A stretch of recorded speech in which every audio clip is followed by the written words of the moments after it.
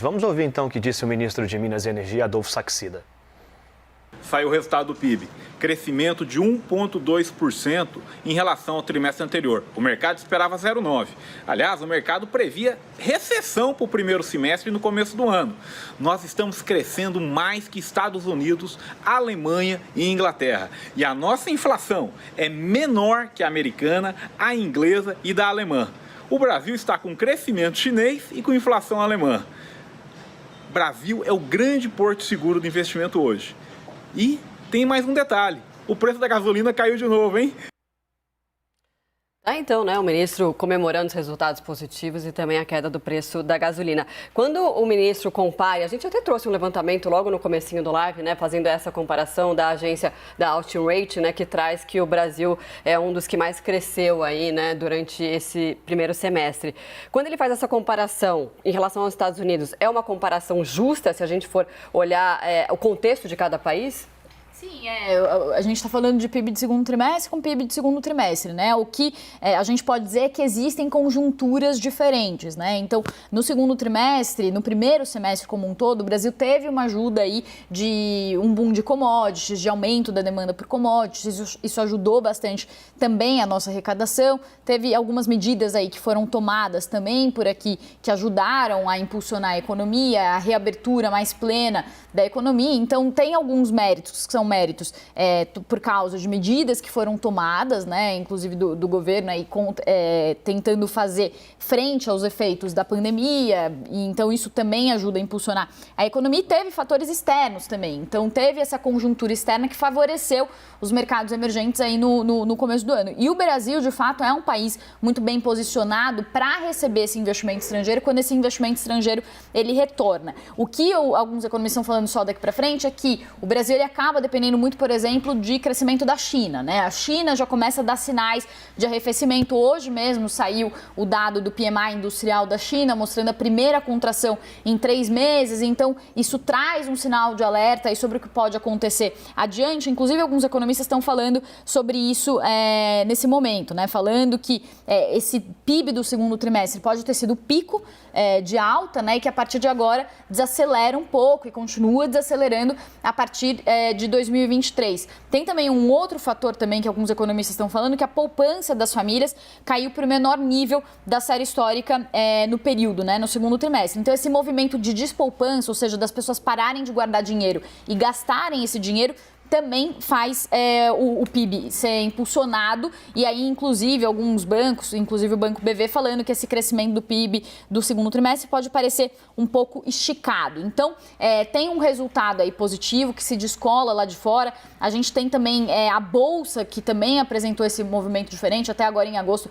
por exemplo, o Ibovespa subiu, enquanto as outras bolsas caíram. E tem também uma questão aí de expectativa que está mexendo um pouco, Então, aqui no Brasil, os juros começaram a subir antes e agora a gente já está numa perspectiva de juros estacionados para uma desaceleração adiante. Lá fora, a inflação está subindo ainda muito. Então, aqui a gente já está com uma perspectiva da inflação se suavizar, dos juros se suavizarem. Lá fora, o momento ainda é de muita pressão sobre juros, de muita pressão sobre inflação. No Reino Unido, por exemplo, a gente falou ontem, o Goldman Sachs está prevendo que a inflação pode chegar a 20% no começo do ano que vem. Então, os países lá fora, eles estão sendo mais afetados, principalmente na Europa, estão sendo mais afetados pela crise de energia, e aqui o Brasil, até pela sua diversidade, matriz energética, a gente está um pouco mais protegido em relação a isso, em relação, por exemplo, aos países europeus que sofreram mais com a guerra. E tem essa questão do timing, que a gente já está chegando nesse momento de arrefecimento da inflação,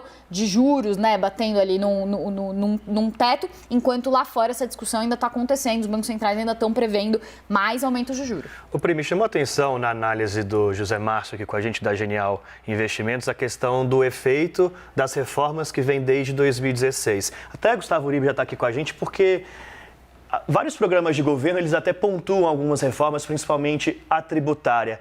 Há, de fato, porque a reforma tributária está há anos no Congresso Nacional, um interesse em fazer sair do papel para que a gente veja esses resultados mais poupudos vindo justamente dessas reformas, como cita o José Márcio Uribe?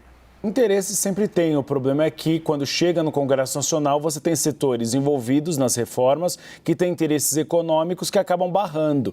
Você tem uma discussão há anos das reformas tributárias, hoje no Senado Federal alguns setores acabaram sendo prejudicados e aí vem o lobby desses setores que impediu a reforma, mas a perspectiva é de que independentemente de quem ganha as eleições este ano, você tem uma tentativa de avanço da reforma tributária depois das eleições no mês de novembro e dezembro.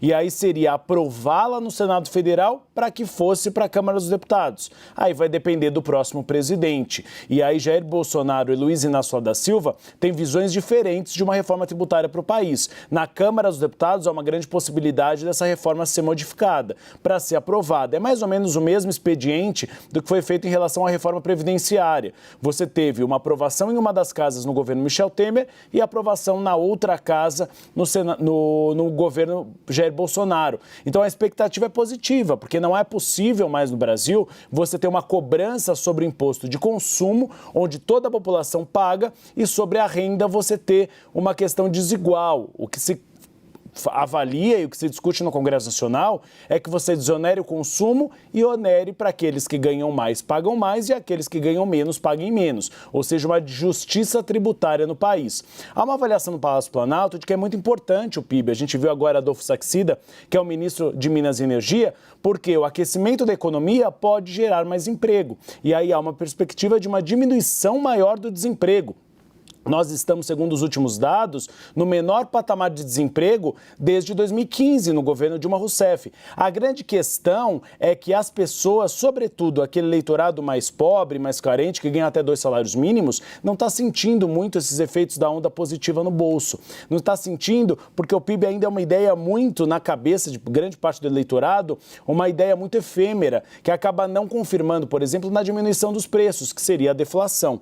Então, o Palácio Planalto está muito preocupado com o que eles chamam de índice de felicidade, que não envolve o PIB, envolve o desemprego e a inflação. No desemprego, tem apresentado dados positivos. A inflação dos alimentos é o grande problema. É isso que o governo federal tem tentado, de alguma forma, combater até o 2 de outubro. E aí hoje eu e a Thais Herédia demos uma informação que saiu uma decisão do Ministério da Justiça que obriga as concessionárias de energia elétrica a adotarem aquele teto do ICMS, 17% ou 18%. Foi o projeto 194/2022, projeto complementar, que foi sancionado pelo presidente Jair Bolsonaro em junho, mas boa parte das concessionárias não adotaram esse patamar. Agora, o Ministério da Justiça ele vai multar uma multa diária de 10 mil para as concessionárias que não adotarem esse percentual. E aí vem o efeito que o governo federal espera. Por quê?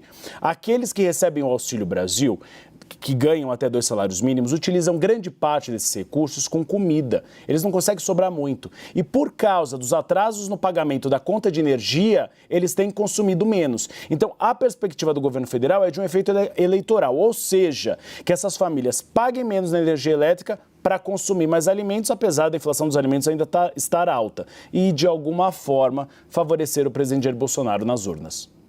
Bom, Oribe, daqui a pouquinho a gente volta, você e a Pri.